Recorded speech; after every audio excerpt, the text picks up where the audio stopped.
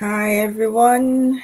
Hello, how are we doing? We're live on another Friday afternoon, 12 o'clock. Yes, we are here again. How many of us have? Oh, I hear that it is public holiday in Nigeria. And I am really jealous of you guys back home. Really, really jealous because I'm here and working. No, there's no public holiday here, but yeah, that's by the way. But how are we doing? How's the holiday been? For some of us, our kids have gone back to school. For some of us, we're still at home. Whatever it is, just one word before I go into the today's webinar. Sometimes during the holiday, routines change. Sometimes structure is thrown out of the window, but there's something I realized that there's something called disruption paralysis. Something disrupts your plan or something disrupts your routine, and then you get, you either freeze or you run or you fight or you're just stuck. But I just want you to do this for yourself. Take each day as a new day. Take each day as it comes. Don't say, I failed yesterday or I went out of sync yesterday, so I'm not going to try today. That's just your body resisting change. So I want you to be able to take on this holiday. The holiday is ending, or if it has ended, all well and good. If it's not ended yet and it's about to end, just take it one day at a time. Tell yourself you can do this. Breathe, ground yourself, believe in yourself, believe in your own abilities. We're not asking for a perfect life or a perfect routine. Routines get thrown out because of genuine reasons. So don't beat yourself up. I keep saying on this life that, it's not a judgment zone. So be kind to yourself. Tell yourself, I've got this. Even if I didn't get it yesterday, today's another opportunity to do what I need to do. Today's an opportunity for me to rise. Today's another opportunity for me to shine. And that's just my one word of encouragement as we end the holidays or as we go into a new school year. So let's continue. How have we been doing? You see, we've been talking so much about the Rediscovery series. We've done 1, 2, 3, 4, and today's week 5. And it's just been so profound for me in the sense that, some things that we ignore, some things that we don't even take into cognizance, our body language, the things we do, the things we say to our kids. We may not realize how profound these things are to us until you start to see yourself in your child. And that's very profound. So people say motherhood is something that it raises you. Motherhood is something that you people lose themselves, and I get that whole story. That would have been my story if I didn't come into the rediscovery. But I rephrase it and I say motherhood actually refines you. It's a purifying ground in the sense that you're certain attitudes you see as your child is mirroring it back to you. You don't want to give that attitude to that child. So you start to refine yourself. It's not about the child first. It's about yourself. So when you reframe and you see motherhood for what it is, that it's a refining process. It's a process for making you a better version of yourself, because you're going to only produce what you are. You're not going to produce greater than what you are. You say the lion doesn't give birth to goats. That's what they say. And that's the truth. Only a lion will give birth to a lion, a goat will give birth to a dog. So these conversations are very important. They're not conversations for judgment. They're conversations to tell us that, see, look, it's possible. We have work to do. It's possible, and we can do this work, because this work is important to also have help to carry on the next generation. We're not doing it just because healing sounds like the fancy word everybody's banding around. No, healing is not that fancy word everyone is banding around. Healing is necessary to become brighter, shining, you're bright, your light is shining brighter, your world is better because you're in it. Sometimes you go into social media space. That's one of the very most scary spaces for me. It's just that if you want to make impact, you have to be on social media, and you see the hurt, you see the pain, you see the insults, you see the judgment, and it's just such a scary place. It becomes so it's a culmination of wounded souls. Some, yes, obviously you see the good ones, but it's when people have been wounded, when people have never been taught to be kind, when people have never been taught to be empathetic, when people have never really healed, they can hide behind the keyboard and do all sorts of havoc. And it's a very you need to be strong. Your brain needs to be, your mind needs to be strong for you to be on social media space, because you will get judgments. You're not, even if you don't beg for it, even if you don't ask for it, as far as you're on it, you get judgment. And it's just it's just a reflection of our world. It's just a reflection of how our world is. So we can do better. For all of us who rise every day, we show up for healing classes, we show up for programs, we show up for these kind of discussions. But we're trying to heal. So I applaud you. And every time you come and you listen to me on a Friday, it's not a judgment zone. It's just one more thing to work on. One more thing to work on. You will be thankful. Hello, Oasis of Becoming. Thank you so much for joining us. You will be thankful for the woman that you have become, because when you do your own part, you transfer it to your next generation. Because of you, there's hope. Because of you, someone else will smile. Because of you and what you have raised, in your child, someone else will. There's hope for someone else. You see, there's so much gloom. Sometimes you get into the space, and then you're wondering, why is there so much gloom? Why is there so much so much decadence, bad news all the time? Why is there so much pain? But when you rise, when you come and you do the work, you heal, you're not doing it for yourself. You see, you're not. It's way beyond you. You're doing it, and you're doing it because there's somebody else that will be blessed by what you have become. So when a tree grows, a tree does not really benefit from his own shade.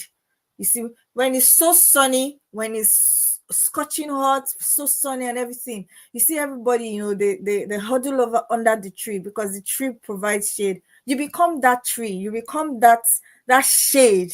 And that's why we do this work. So yeah, we've been looking. We've looked at first week we looked at the face we wear. We looked at the strong mom persona. We looked at the unspoken inheritance. We looked at the mirror doesn't lie in week 4. And then today we are turning outward. We're not, it's not about us now. So we're going to turn outward, and we're going to look at towards our daughters. We're going to, look towards our daughters. What is this message all about? So the theme for today is raising daughters, rewriting stories, and how our face shapes theirs. So it's not just the physical face, as we're going to see as we go on. I want you to, if you can, and if you are up to it, if you feel like, write in the comment, when my daughter looks at me, she sees a woman who dash, dash, dash. You can just write anything. When she looks at you, what does she see? When she looks at you, what does your daughter see? It's a very big question. It's a very big question. I mean, maybe our own moms didn't really ask those questions because they didn't send anybody, right? They didn't send us. Doesn't matter what you see, you do what we just say. We'll just, we're just tigers in the house. Or yeah, that's just on the lighter note. But when your own daughter, right now, if you have a child, if you have a daughter, when she looks at you, or your son, or whatever, what does she see? What does she see? What does she see? So it's not about guilt. It's not about judgment. I would always say that it's about awareness. Awareness is such a powerful tool. I would keep saying that all the time. Awareness is, because some people, how some people are, when my daughter looks at me, she sees a becoming mom, an intentional mom, a teaching mom. Perfect.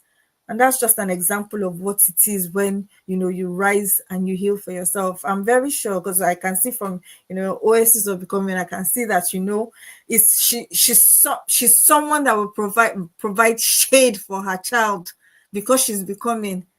The narrative of that's how I am. Let it end with us. Oh, deal with it, suck it in. It, please be strong, be resilient. I'm not saying that those things are bad in themselves, but that era of your feelings don't matter, just be strong. Why? Because these are the things that keep us muted. So you're going through stuff, for instance, and then you just decide, okay, I'm not talking anymore because I have learned to suck up my feelings. That's it. Suck it up. Nobody, so they can't even play with you again. Yes, there's an extreme of being a jellyfish, and then also there's an extreme of just denying your feelings or denying your emotions. Doesn't None of the two extremes will help. So we're talking about awareness. What are the things? Because when you're not aware of the things that can, that can tear you apart as a person, when you're not aware of the things that can, what last week we in one of in the webinar last week, I spoke a bit about anchors of behavior. You're not aware about the behaviors that keep you stuck on one spot. You're not aware of why you have tried to move forward over and over again, but you find yourself being stuck. When you are not aware of the things that that have a stronghold on you, you won't move anywhere. But when you are aware and such behavior and such attitudes come back, you're able to say, oh no, I recognize this now. You say, I recognize this feeling of feeling sad. You can go back and say, where does this feeling come from? I recognize that when I have this feeling, the next thing that I do is to pick up my phone and I scroll. I recognize that this is the feeling I feel before I go into a binge eating or go into a sugar dive or whatever it is. These are the things. So when awareness is so key, awareness also, brings opportunity for confrontation. You confront that behavior. You confront, what is this all about? Why am I not consistent in this? Why can't I do this? Why can't I do that? Helps you to confront who you really are. Because when we don't transform, that's what the children will inherit. What we don't heal, they will get to live. That's everything that we don't heal from, they live with it for free. They are not free from it. They're not free from it. Everything we don't heal from, they're not free from it. I know people will say, okay, why are you so big on healing? I'm so big on healing because there's a lot of disaster that happens when you don't stop the trajectory of what has been passed on to you. So survival mom, strong mom person, strong mom schema, the muted mom, the invisible mom, the martyr mom. You don't understand. Hello, Rosita. Thank you for joining us. You don't understand how much happens when you don't heal. So I was talking to a friend of mine this morning, and we're just talking generally about, unfortunately, in the last couple of days, there's been a lot of this one, drop, just something happened and this person died, something happened. And I was just saying that, we talked about so many things. And what struck me while I was talking to her was how, we have this thing about, we keep pushing, especially for us who are Christians, we keep pushing, we keep praying. We pray. But there's a scripture that came to my mind, and I said, you see, the Bible says that renewing your mind, and you don't have to be. You it's good to be a Christian, but you don't have to be a Christian. But the things that happen to us come from our mind. So you're saying that, why are we talking about healing? But the thing about healing is that you're transforming your mind, you're transforming your mindset. You can pray from morning to night and nothing gets solved because you've not done anything different. See, there are principles and there are processes. So you haven't done anything different. You haven't changed your behavior, for instance. You don't understand why every time you try and do something, you fail. You don't understand why every time you start something, you stop it. You don't understand why you're not able to, finish a task, but you're praying. You see, the prayer that you're praying is good, but it doesn't break cycles of behavior that you have inherited, or cycles of behavior that come as a result of your upbringing, or the way or the type of struggles even your family face. It doesn't stop it. So the thing about healing is that, yes, I hear you. So and I was talking to her and I said to her that, it's painful that, we come from a very religious country where people are always, in church, but they seem to, you see, the things that they pray for in according to the Bible, I don't see how where God said we should pray for those things. You see, they pray for, breakthrough, they pray for deliverance, they pray for, maybe not deliverance, but pray for, physical things. And I can't see anywhere where, those are, the Bible says that, do not worry about tomorrow, seek ye first the kingdom of God. But the things that we pray for, things that tie us in and keep us in vigils, the things that keep us down, they're not things that, they're things that if you just dealt with your behavior, if you just dealt with your patterns, if you just really understood where you were coming from, if you just healed as a person, it will make your Christian walk even better. You start to realize, okay, I can start a business. I can I can live free without over worrying. I can live without overthinking.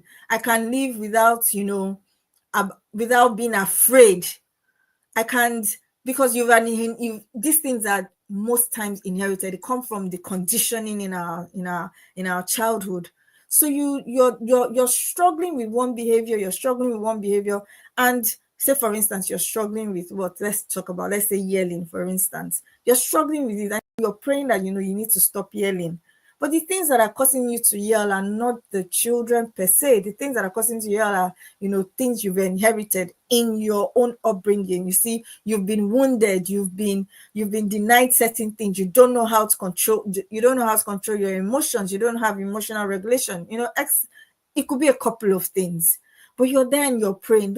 That prayer probably would, you keep on praying, about those things because you haven't dealt with the root cause. So when the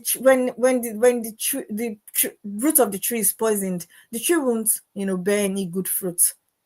So you're dealing with root causes, dealing with things that, hypervigilance, for instance. What is the thing that makes you hypervigilant? What has happened? Sit down and, do this emotional mapping. And, these are very, strong points where people are actually stuck. So you meet somebody, for instance. I was talking to somebody last week and I said there are some people, they have language. You see, they have all the beautiful language. They tell you all their beautiful dreams. But unfortunately, when you meet them 10 years later, they're still where they are. You meet them 20 years later, they're still where they are. All those beautiful dreams have not been translated. They blame it on the economy, they blame it on lack of money, but there are people in that same economy and the people who literally started from zero who are doing okay. What's the difference? Anchors of behaviors, that the things that you can't see it until you start to become aware, until you start to confront who you are, until you start to confront and heal from the inside. You can't see it, so you just think, oh, it's you put it down to bad luck. But there are people who have the same grand dreams that you have and are making those dreams come true. What is the difference between the person who is doing and you who is stuck? You see, these are the things. So I will preach healing and I will preach it and I will preach it and I will preach it. If you don't deal with who you are, if you don't deal with if you don't deal with if you don't deal with your person, you're not dealing with any other thing. It's your person. When you don't deal with it, you will stay there. You see other people around you in the same situation as you, but they are making a headway. The reason is because they have found a way out. Your brain loves patterns. And when you don't break that pattern, it will do everything it takes to keep you in a pattern and to feels like it's keeping you safe, but it's actually not keeping you safe. It loves patterns. So when you don't come out, I have a journal. I mean, I have a template where I have a pattern reset template, and I when I started walking through it, I was like, wow, yes, because when you don't break a pattern, you see, that's the difference between a poor man and a rich man. I'm sorry, because you will stay in the same behavior that is not giving you any breakthrough, any results. It's a difference.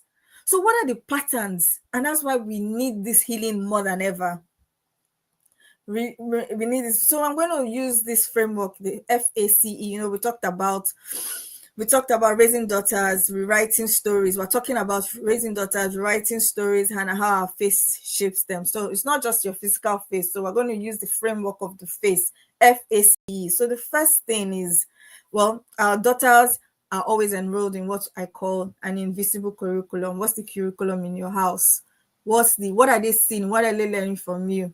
I'll use myself as an example. I've never really been one to sit down to eat. I don't know why. Maybe I learned it. I've never really been one to sit down to eat. Like, I love my food really hot, so I take it straight from the fire. Or I am just going to be tasting the food as I'm eating, and when it's time to eat, I'm not hungry. So I realized that my children don't like to sit down and eat. I've given them an invisible curriculum until I realized that, okay, oh, these guys are actually, this thing is real. They are mirroring me. So when I sit down and eat your food, one day my daughter said, but mommy, you don't sit down to eat your food. Lesson number one. Lesson number two, I have a special corner on the stairs where I like to sit down to, do my own thing. I've noticed that my daughter now has that. I noticed that my mom also had that. And it's not really like a bad thing. So if you see, if they are copying the similar, seemingly innocent things, you can imagine the other things that they are copying. How you look at yourself, how you feel about yourself, even the things you don't say. You can imagine the things that they are copying. So we're going to see how the face is. They don't just learn what we say. We're going to use the face, F.A.C.E. So F, feelings. Children soak up the emotional climate we carry, the stress, the anxiety, the joy, the peace, all of it. It's all becomes the air they breathe. They're very perceptive. They take up that emotional climate. The A, your actions.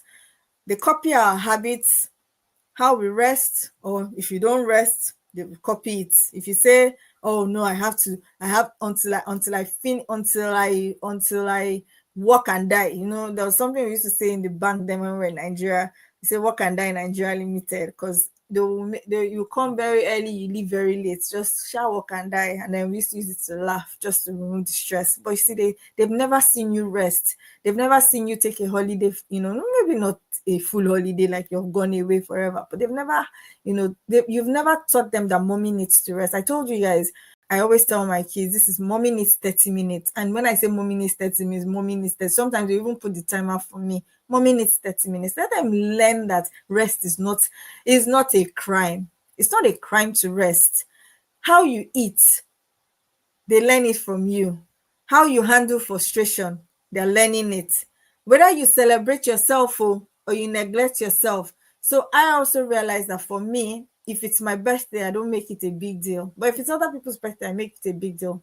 And I started to say that no, that's actually not wrong. What's wrong with me celebrating myself? What's wrong with me celebrating my birthday? What's wrong with me asking them, what are you going to do for mommy? What's wrong with that? Oh, but I'm like, it's not a big deal. I'm too old for that. But it's not true. They're also learning that script, that they are not to be celebrated, that they are not to be, they should neglect themselves. How is your own self-care? What are the things that you practice in your own home? What are they learning? So the conversations, that's the C. So we've talked about F, we've talked about A, and now we're going to C. How they internalize our words. One time like that, I was watching on, I don't know if what it was, if it was a movie or anything. I was watching something, and then the girl, she was a teenager. She went to school and she was laughing, snickering at another girl and said, "Oh, look at her skirt, really horrible. Look at her hair." So she was snickering and she was not being very kind to the other girl. And then when she got home, they called her mom into school and they reported the girl, and they said to the mom that, see, your girl is a little bully. She was like, no, never. And then they came back home that past, she talked to her daughter, and then in the evening they said, okay, let's have mommy and daughter time. And then they were watching a movie, and and while they were watching the movie, the mother kept saying, oh, look at that skirt, oh, horrible skirt. She was snickering at the actresses and actors. Oh, look at the hair. Oh, she doesn't even know how to talk. When she did it, it just dawned on her that everything they complained about her daughter was what she was saying. She didn't even realize she wasn't really backbiting real people in real life. She was just doing it on TV. So even the way she was talking about the TV people or the actresses and the actors sneaking at them, saying this one don't even know how to act, this one don't know how to do this. Her conversations, those were very, in her mind, they were very meaningless conversations. But her daughter did not know how to demarcate between reality and reality and show, just being a show. She corrected herself. She said she cried. She corrected herself. She was like, oh, this is when my daughter was learning how to bicker. This is when my daughter was learning how to snicker at her friends, to be a bully to her friends. So it's even with bullies, it's the same thing. They learned it somewhere. They learned it from home. It might not be anything. You see, when kids, you see these extreme pranks that I see these days, when they say things like it was just a joke, but the person didn't like it. So now and then you say, please just go, you're such a softie. If the person, I tell my kids, if somebody doesn't like a joke that you're playing, you're not allowed to play the joke. And I realized that I was also kind of doing this. Sometimes I'm like, my children don't understand my jokes, and that's okay. I had to teach myself that sometimes the jokes that you're saying, when they say, Mommy, I don't like it, Mommy, I don't like it, and that's, let it end. Don't say stop being such a buttercup, stop being such a snowflake. Let it end until they are mature enough to come to that level where they can take that joke. Because then there was that your these conversations are important. They're internalizing conversations. They're internalizing our words. What you say about yourself. How do you look at yourself in the mirror when you pass the mirror? Do you just say, look at how fat I am, or how short I am? Do you celebrate your beauty? Do you celebrate yourself? Do you celebrate you as a person? How do you talk about yourself? Do you think, I hate my body, I'm stupid, whatever it is? These things might come as a joke, or when you're on the phone with your friends, you're on the phone with your friends and you guys are having conversations. Our daughters are internalizing those conversations. They're learning friendship from us. They're learning conversations from us. They're learning conversations from us. They're learning everything from us.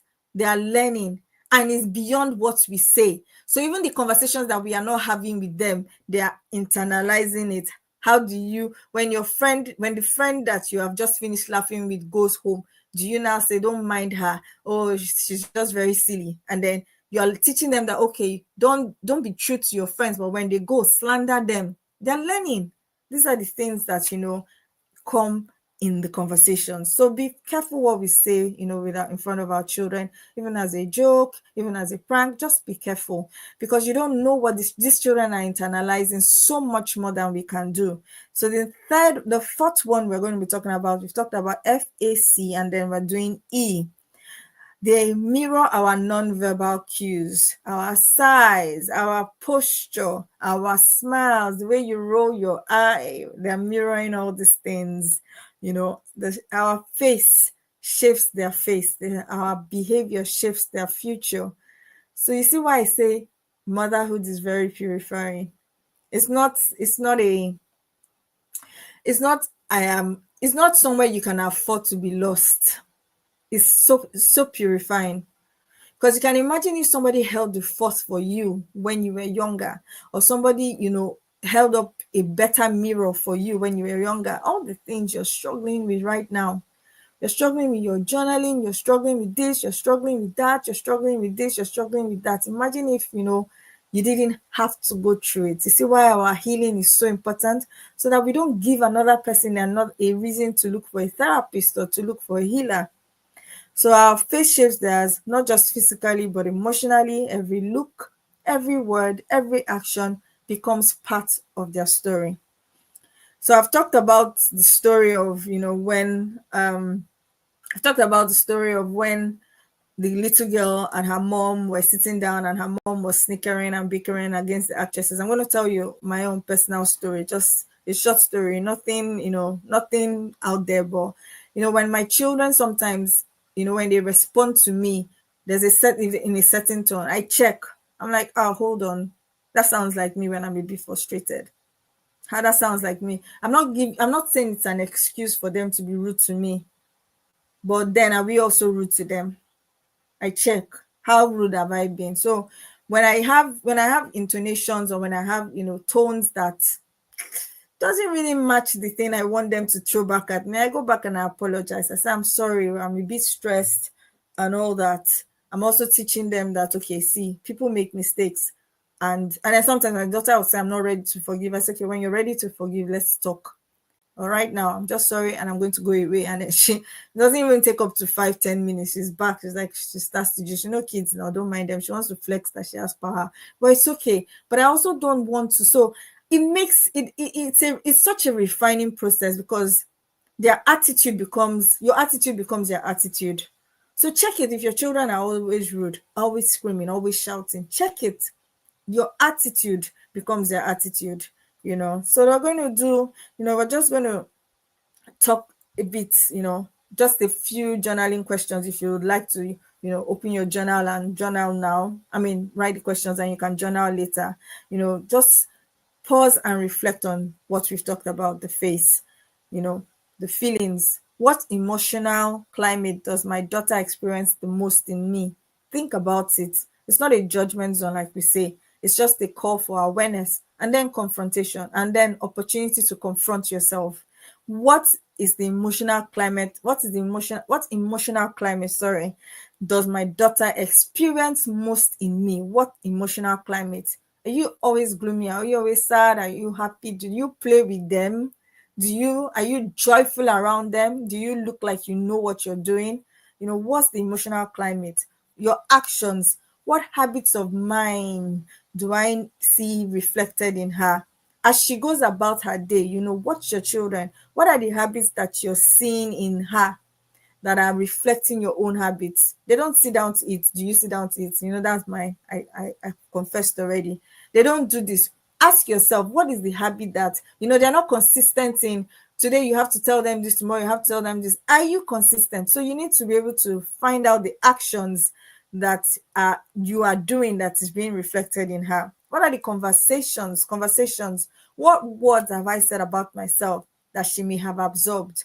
What have I said about myself? How have I looked at myself? How have I treated myself? How have I, what is my description? So if somebody came and asked me what's my description of, who I am I going to describe myself as, you know, all there and that, even though I'm still becoming, and I'm a work in progress? Or am I going to just diss myself and have this gloomy, oh, I'm not that important, I'm just the mom? If they ask you, if your daughter came to you and asked you what your job description was, and you, even if, say for instance, say you're even a stay-at-home mom, how would you even present it to her that it would be such a delight to be she will feel delighted to have you as a mom? How do you present yourself? Are you a role model to her? Can she see you and she's proud of you? These are questions we should reflect on. Expressions. What non-verbal cues of mine do I notice in her? When she sighs, when she's upset, what are the non-verbal cues? Does she stomp her feet around? Does she throw tantrums? What is it? What are the verbal, cues of yours do you notice in her? If you feel comfortable, you can drop in the chat which area of the face areas, which of the face areas you want to be more mindful of. If you're comfortable, just tell me which areas are you going to be, which you know, are you going to be more mindful of? Are you going to be more mindful of the feelings, actions, conversations, or expressions? If you're comfortable, just drop in the chat one area that you are going to be more mindful of. Let's go on. So we're going to use a framework, which is H.E.R, H-E-R, to you know to prefer prefer kind of like a solution, a framework to provide solution. So the face shows us what our daughters observe, but our awareness isn't enough. We need transformation. That's what we need. That's where her comes in. So more like something action or your feelings. Thank you, Ayo. Something that something that you can just remember. It's just a simple H-E-R. So becoming her, for instance. So that her, every daughter deserves a healed, embodied, rewriting mother. Every daughter. Every daughter needs a healed, embodied, and a rewriting mother. So when you heal, that's H, do the inner work so that your daughter doesn't inherit wounds disguised as wisdom. Heal because so that your daughter will not inherit wounds disguised as wisdom. What's a wound that is disguised as wisdom, for instance? So your mom, you've seen your mom, she's never really had friends. Nobody comes to the house, nobody comes to see her, blah blah blah blah blah. And she tells you that it's just because people are very funny. She tells you all sorts of things. You have to be careful around people. So you've grown up now, you don't really have friends, you don't have connections. But the truth of the matter is that there's no man that is an island, and we all need men. I need men. You can imagine me talking to myself on a Friday live and nobody's here. Ayo is not here to give me her feedback.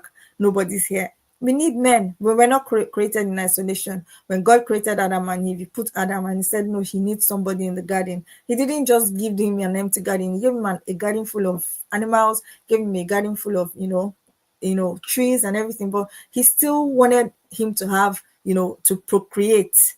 They wanted him to, feel the earth. Even God wanted company. So he used to come down in the cool of the evening to have time with them. Everybody needs men. So it may sound as wise to be, see, the wisdom may be crafted as, stay away from people, but maybe it's not stay away from people. Maybe teaching me, for instance, how to make friends rather than telling me to stay away from people, because there are very amazing people in this world. I have amazing friends. I have amazing siblings. Do you understand? So I'm not staying away from people. I may just not have all sorts of people as my friend. I think that's where the wisdom comes in, and that's where the difference. So her unhealed self, or don't go out, don't do this. So you clip wings.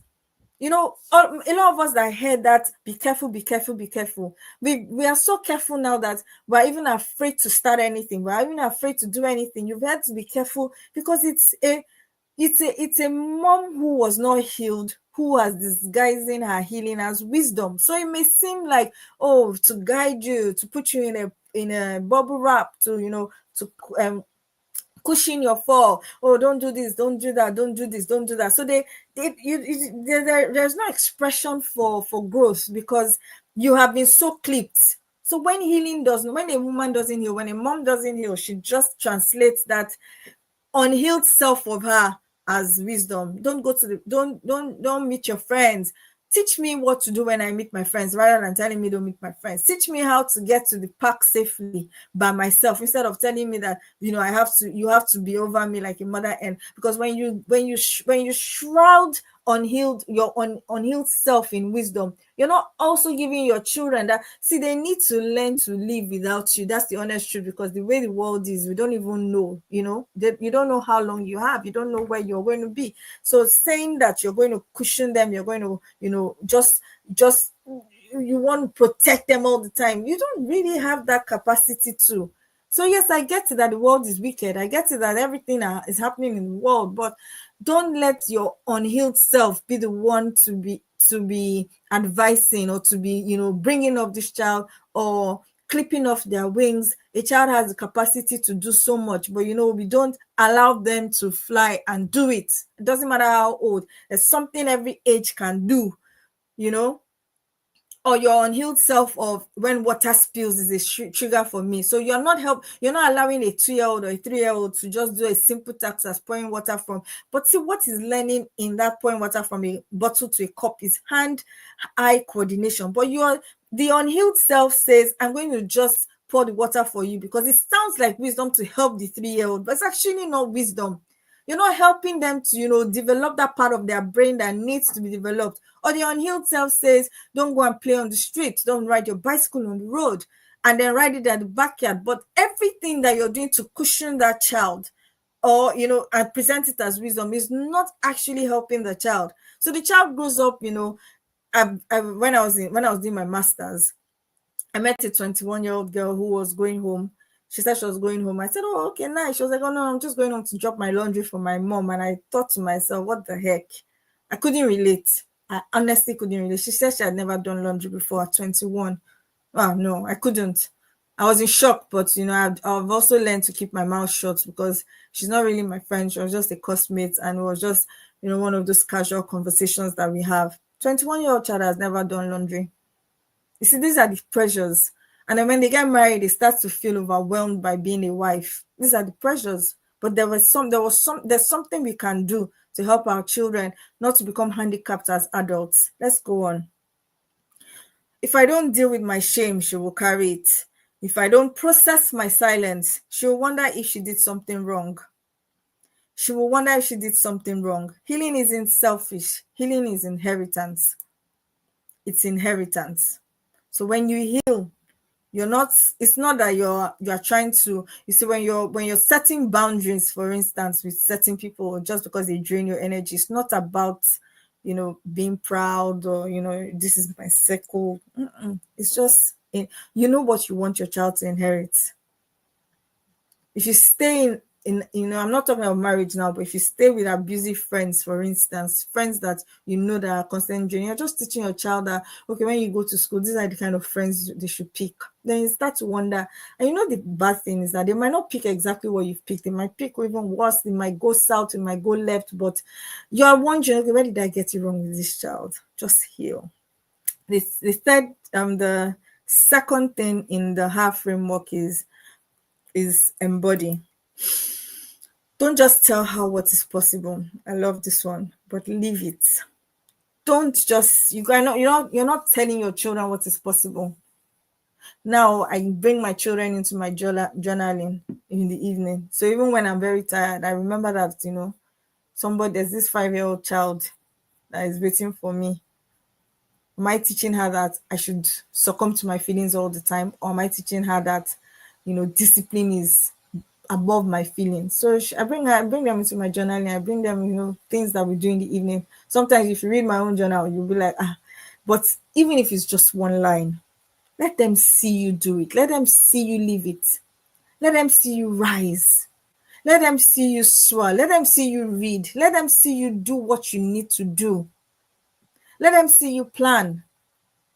It's not just You're not just telling them what's possible. Let them see the brilliance of your mind. Because I'm very persuaded that the human mind has so much capacity, has so much potential. If you know me, that's one of my favorite topics. That the human mind has so much potential and capacity. Don't give your children the small version of that capacity. Grow and expand that capacity so that they can see what is possible in their own lives. I never knew that entrepreneurship was something I would ever do. If you woke me up from sleep and you told me that I should be an entrepreneur, I didn't hear. My mom was a very poor entrepreneur. Her businesses never really flew, never really thrived. So and my dad used to hammer it. Entrepreneurship is not for women. Entrepreneurship is not for women. Entrepreneurship is not for women. But I'm saying no. I'm breaking out of that, I'm breaking out of that mold. I'm breaking out of that, that narrative that says, well, who says that? How is it true? So these are the things. When they see you stretch yourself, when they see you grow, sometimes I make mistakes. I don't hesitate to tell them that I'm still we're walking this journey. It's not like I'm preaching perfection to them. We're walking this journey. Celebrate yourself in front of her. Rest in front of her. Speak life over yourself. Speak life over yourself. When you speak about yourself, let it be so positive that it's so contagious. She will never belittle herself because she has never seen her mom belittle herself. Because embodiment is greater than instruction. So you're instructing a child, telling her to do this, telling her to do that, telling her how to make friends. But when you embody what you're telling her, you're doing something greater than just instructing. Doing something more than just instructing. When you embody the life that you want your child to live, you are doing something more than just instructing. And that is much more deeper. You see, what you do is much more deeper than what you say. If you're just saying, don't do this, don't do that, you're not giving her the capacity. When you do it, when you live it, when you become it, you now give her you become the reason. Some of us have the reasons for which we have reasons. Some of us, have people, we look up to, that because of this person we have reason. No, I want you to become the reason your own child will not live a mediocre life. I want you to become the reason that your own daughter will not live a life that she would need to need to escape from. This thing that we say, I wish I just had 10 minutes away from myself. I need to just have 10 minutes by myself. I wish I could just run away from, you people are disturbing me. You people are killing me in this house. Oh, hey, you have killed me in this house. Oh, you guys are just stressing me out. Oh God. Let's repent from that behavior. You see, it's a big response. I'm not saying that, okay, let's just lie to our kids, but the becoming starts from the inside. So I'm not saying, okay, you're just gonna be telling your kids I'm strong, and then every time they still see that you're tired and everything and everything and everything. But I'm just saying that the possibilities that happen to you on the inside, when you start to live it, they see your glow. My children nowadays, every time any small thing now in my house, they say, you're a discovery coach. Hey, mama, let's start living. And I laugh. She's 5 years old. She has heard me say, sometimes they're out in my door, but they've gone to school now. They're out by my door, just watching me, talk on live. They don't know what YouTube, okay, they know what YouTube is, but not in this capacity. And then now sometimes I see her, she's talking, she's doing as if she's talking to a crowd. I'm like, Let them see that it's possible to dream and to become. Let them see it. So yes, things may be hard. You're not just speaking, but you are when you see when they're around you, they feel succor, they feel strength, they feel loved, they feel you're a safe place. And it doesn't come from just affirmations. It comes from what you are on the inside. How much of you have you healed? How much of you needs healing? How much of you do you need to refine? Refine. Don't run away from your healing place. Don't run away from the refiner's fire. Don't run away from there. Just stay there. It comes. It does come. Stay in the refining fire. And the last thing before I round off, because I have only 10 minutes more, is rewrite. So we have H.E.R. H is heal, E is embody. Embody what you're instructing. Don't just instruct, embody it and be an embodiment of possibilities. And then the last thing is rewrite. Consciously hand her a new script. It's not kalu kalu. Sorry if you're not Nigerian. It's not kalu kalu. It's not guesswork. Consciously hand her a new script. Speak the words you wish you'd heard. There's something I heard so much when I was growing up. I was called Watojo, bad child, just because on delivery. Bled. So every time she's angry with me, she remembers that she bled and she almost died. I laugh because obviously it's not painful that anymore. But it was most of the times you heard you didn't do this, you didn't do that, you didn't do this. Nobody really praised you for the chores that you remember to do. No. We can rewrite that script, guys. We can rewrite it, ladies. Sorry, no, guys. We can rewrite that script. Rewrite and hand her a new script. Speak words. The words you wish you heard. Speak it in over her life.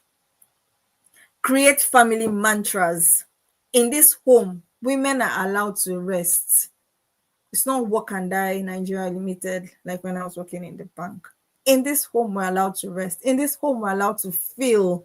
In this home, we're allowed to talk about our emotions. In this home, we're allowed to do this. Rewrite the script and then practice journaling or affirmations together. That's why journaling so sometimes my children sit down with me to journal, but they're just drawing somebody that has small head and but in it, I still, because obviously I don't know what a 5-year sometimes she doesn't even know how to spell half of the words, but that's fine.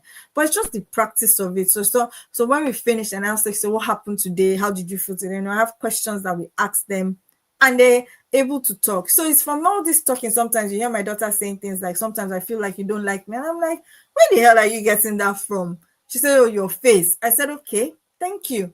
It's feedback. Allow them to give you feedback. So it's not like I'm doing it deliberately, but when we talked about the face, I'm very busy and I'm trying to that mental load. Tomorrow is school, 8 o'clock, 7 o'clock I have to do this, 6 o'clock I have to do this, but 4 o'clock I have to do that. So you're doing that mental calculation up and down, and then sometimes you don't even understand that you're thinking so much. Somebody is there in one corner intensely looking at you and saying that mommy looks angry. She's looking at you with intense. So now that we've started, I've opened, healing has started happening and I've opened the door. So I said, tell me, you need to be able to tell me what's on your mind all the time. So she'll come to me and say, are you angry, mommy? I said, I'm not angry. Oh, honestly, I'm not angry. I'm just trying to calculate time in my head so that we're not late. Mental load. And then, we'll talk. Sometimes we'll laugh, play music. We love to play music and then we'll dance. These are the things. So if you don't, but she can't read your mind. A 3-year-old can't read your mind. A 4-year-old can't read your mind. A 5-year-old can't read your mind. Even a 93-year-old cannot read your mind. So you need to be able to speak it, to rewrite it. Okay, it's not like mommy is angry. Okay, so sometimes they started understanding, okay, so this is when mommy needs to just think. So, okay, mommy's thinking, mommy, have you finished thinking? Can I talk now? But now they're understanding that it's not, because, some of these looks that were given to us, it's not like somebody looked at you, or sometimes imagine as if someone said anything to you, but the looks that were given to you are like, what have I done wrong again? There's no look of approval. There's no look of joy. There's no look of, I'm wanted around here. Every time it was what I have done wrong, what I have said wrong. So those things, rewrite those scripts. We're going to just, put this into a little practice here. So the step one that you're going to do when you're out of here is write down one old script your daughter may be absorbing.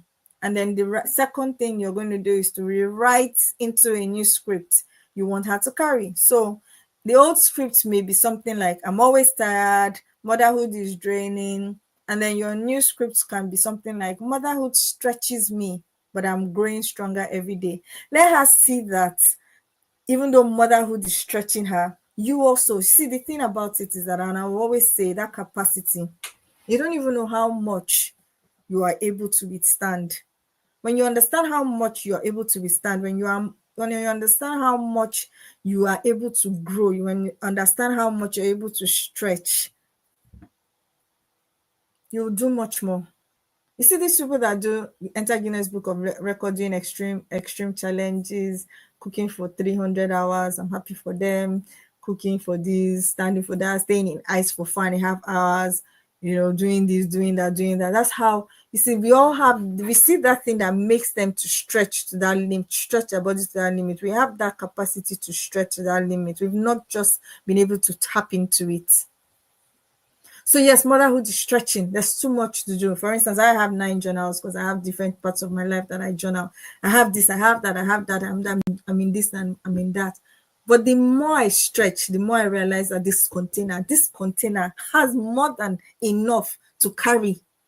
We've not been able to achieve what this container was created to carry. See, so the person who created this container, let's say for instance, this container can take 500 millimeters of water. And then you put the water up to maybe 50 cl, and then you say, oh, I can't fill it up anymore. Meanwhile, this bottle has the capacity for 500 millimeters. So let her see that even though this thing is stretching you, you are able to go, so that she's also able to have resilience as she grows. She's able to stretch. Sometimes my kids are going to school, and it's easier for me to do their school uniform button for them because we can use 15 minutes doing button. But the younger one, even when you want to help her, she says, wait, mommy, you taught us to always try. I said, okay, we'll be waking up 15 minutes earlier to try this button. But for every time she tries to do her buttons and she gets her buttons, she actually is faster the next time. But they've never seen you stretch yourself. They've never seen you wake up early. They've never seen you exercise. They've never seen you do anything. They've never seen you push yourself. They don't see you at nothing. It's just, so they don't understand what resilience means. So yes, it stretches you. It can be stressful, but you have the capacity for that kind of growth. For every time you do the work, you expand the capacity of what your body can take, of what your mind can take. You stretch limits. You grow out of, you can outgrow things and just say, okay, so I know that I used to struggle with this, but right now I can do this, because I have exercised that muscle. So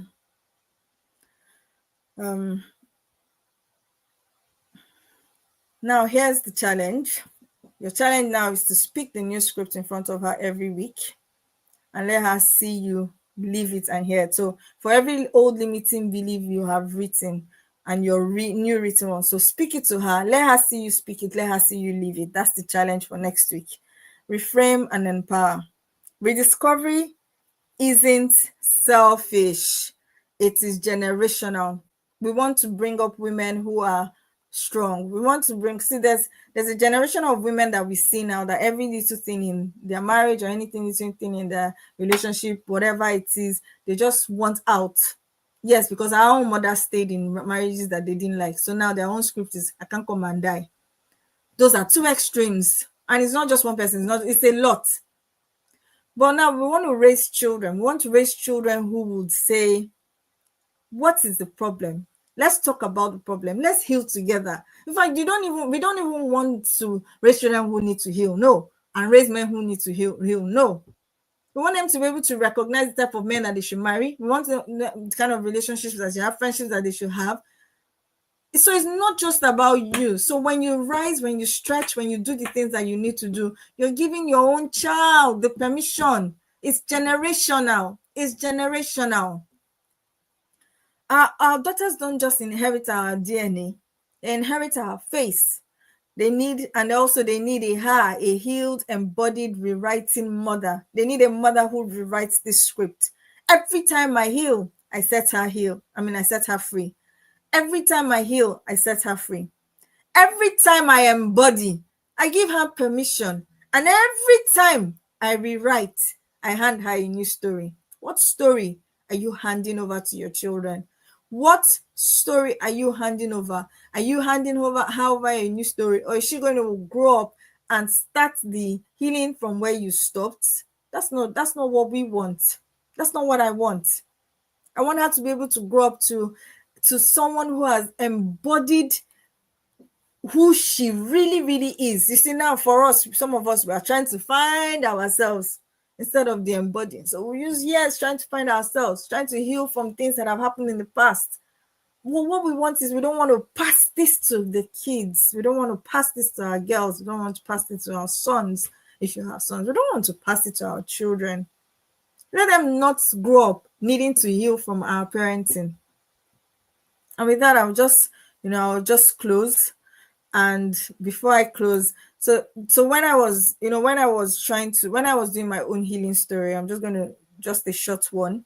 I was doing my own healing story. I decided, okay, let me start writing about it. And it just occurred to me, why don't you make it into a book? So um even though this book, most of it is my story. Some of it I imagine, because obviously it's a fictional book. But I want you to see this book and say to yourself, okay, if you get this book, so you're going to read it and you're going to see yourself inside that story. It's just a way of helping you to see how emotional mapping can happen, how writing can heal you. So I want you to see, if you're in Lagos, you can get this book from Christ My Help bookstore. And if you're in Abuja, you can get it in Witty Mind Bookshop. Just it's a very small book. It's a very, very small book. Two of the people I know that bought it read it in one day. But this book helped me to see how, stories, when we don't rewrite our stories, we don't change. When we don't write our stories, we don't heal. I would have gone on living the way, I was brought up, this happened, that happened, the limitations that happened with all this, not being able to heal, not being able to grow. I just want you to take a moment, just order these books. You won't have any regrets. You can DM me, and I can help, and I can give you, maybe the numbers or anything, because this is going off in, actually, I'm surprised it's still on, because it's supposed to be off in 3 minutes and all that. But you see, that's the thing. Write your story, rewrite your story, tell your story, rewrite your story. That's the most important thing you can do to yourself. Heal. Healing is not just about you, it's generational. It's generational. When you write, sometimes until you write down the things, until you write down your own story, you won't even realize how much, you won't see the patterns. You won't you see, there's something there's another guide I have. It's called a pattern recognition template. You won't even recognize your own patterns, and you won't see it. You won't see it. So this is just a call. It's deeper than we think. It's not as simple as this. But you can get my book triggers. You can join our becoming program that starts October 1st, and there will be a 30% discount from now till the 10th of September. If you pay between now and 10th of September, there'll be a 30% discount. And yeah, just send me a DM, talk to us. We want to walk this journey with you, because you see, the healing journey is not something you can do by yourself. It's not something you just say, okay, I'm going to just sit down. I'm just going to sit down and try and work it out. Sometimes you need a hand. Sometimes you need someone with a handkerchief. Sometimes you need, someone that can see your blind spots, all those type of things. But you see, come and walk this journey with us, and you won't have any regrets. Until I see you next Friday. Hey, mamas, remember, let's start living.